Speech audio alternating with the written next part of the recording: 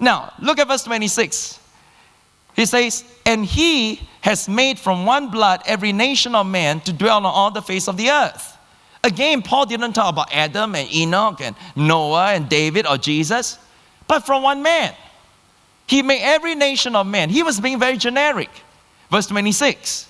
He says, and has determined their pre-appointed times and the boundaries of their habitation.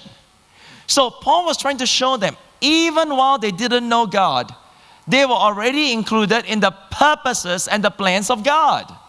Verse 27, so that they should seek the Lord in the hope that they might grope for Him and find Him, though He is not far from each one of us. So God is not far. He is just a breath away. And God is orchestrating all of human history so that everybody has the greatest chance and opportunity to get to know Him.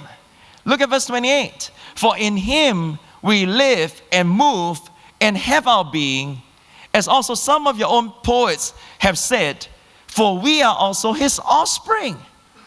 Now, Paul didn't quote Micah or Amos or Joel. He quoted the pagan poets of Greece. I tell you, this is an amazing thing. Here is the Mars Hill paradigm. Paul showed the thorough knowledge he had of the pop culture of the Athenians. Now, in Him we live and move and have our being.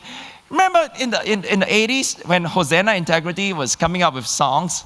There used to be a song, in Him we live and move and have our being. We used to sing, right? And I used to wonder, what chapter and verse that's from. Is that from Psalms? Is that from Isaiah? Do you know that in Him we live and move and have our being? It's not even a scriptural text. It was a pagan text of Minos referring to the Greek god Zeus. It was from the popular literature of the Greeks. So Paul was quoting from the books that the Greeks were reading. These were pagan texts.